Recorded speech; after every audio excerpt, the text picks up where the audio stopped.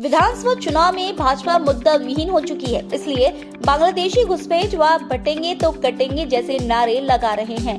लेकिन झामुमो झारखंड को बंटने देगा ना ही कटने देगा। ये बातें झारखंड मुक्ति मोर्चा के केंद्रीय महासचिव सुप्रियो भट्टाचार्य सोमवार को गिरिडीह स्थित पार्टी कार्यालय में प्रेस वार्ता के दौरान कही। उन्होंने कहा कि झारखंड में झामुमो का सरकार बनना तय है। पहले चरण के तहत 43 सीट पर हुए चुनाव 38 सीट पर झामुमो को बढ़त मिल चुकी है। वहीं दूसरे चरण के तहत 38 सीट पर होने वाले चुनाव में 30 सीट पर जीत रहे हैं। उन्होंने कहा कि संवैधानिक तौर पर धर्म के आधार पर चुनाव लड़ना गलत है। आखिर क्या वजह रहेगी?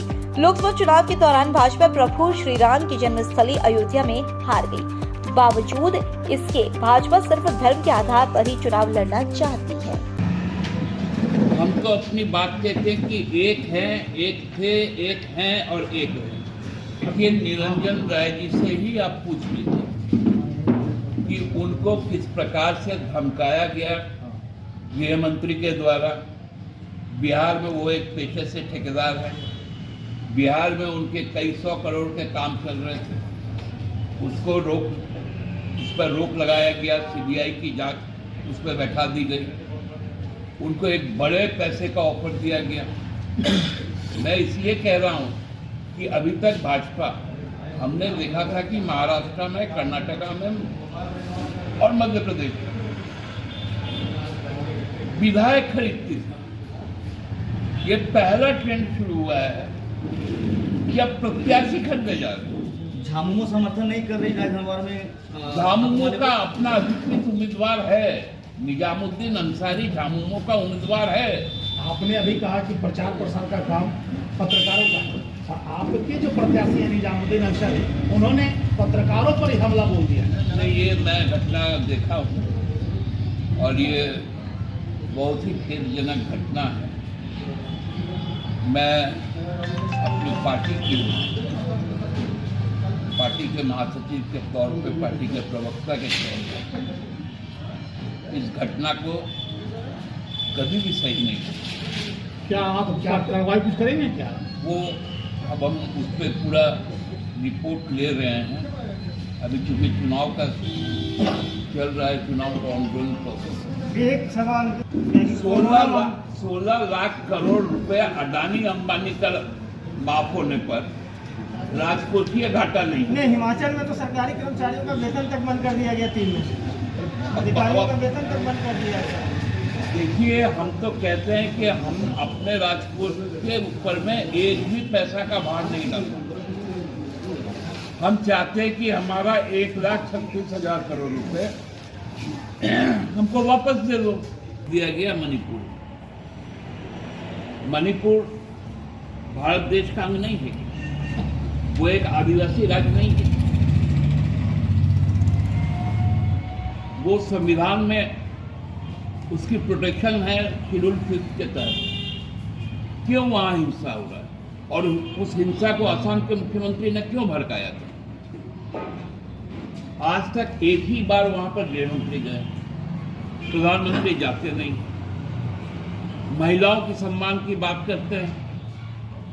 हम लोगों ने देखा है कि हमारी राष्ट्रपति को खड़े रख के हाथ बांधे हुए रहते और प्रधानमंत्री की पैर पे पैर चढ़ा के कुर्सी पे बैठे। क्या यही महिला सम्मान की बात है, आदिवासी सम्मान की बात? हम मोदी जी महिलाओं के पैसे गुल्लक तोड़ के निकलवाते हैं। हम उनके घर में, उनके बैंक में पैसे देते हैं। हमसे उनका मुकाबला कहीं नहीं। 43 सीट जो पहला राउंड में हुआ था, उसमें हम 38 सीटों पर बढ़त बनाए, चुनाव जीत रहे। अभी जो 38 सीट होना, उसमें भी हम 30 सीट। जैसे आप अभी भाजपा पे आरोप लगा रहे हैं कि वो प्रत्याशी खरीद रहे हैं, तो गांडे पे जो रिजवान क्रांतिकारी थे JKM से प्रत्याशी, वो झामुमो में शामिल हो गए। इसके बारे में आप क्या कहना चाहते हैं? आप जाके पता कीजिए ना, उन्हीं से पूछ लीजिए। आज आप निरंजन राय का कोई भी प्रेस कॉन्फ्रेंस करवाएं,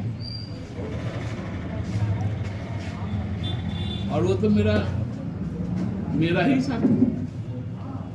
मतलब आपका ये कहना है कि JKM आपका अपना साथी है? आप लोग सवाल बहुत गलत पूछते हैं। अभी आपका आशय सही नहीं।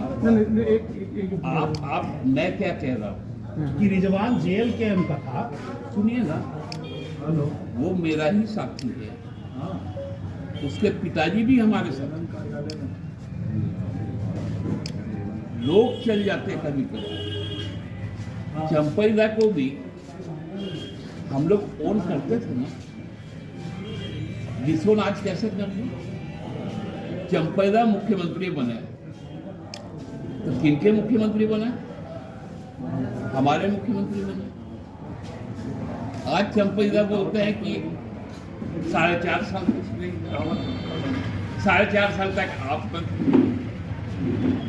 फिर आपको हम लोगों ने 5 महीना मुख्यमंत्री बनाया, फिर से आप मंत्री बने, फिर वही दबाव और कुछ फील हुआ होगा कि आप इधर चले गए। तो ये आने जाने का सिलसिला। चंपैदा का अभी भी जेएमएम में दरवाजा खुला, कोई समय होगा। देखिए, जेएमएम का दरवाजा, आप इस्तीफा क्यों नहीं? दूसरा है कि आप कैबिनेट एक बाउला चुनाव हाल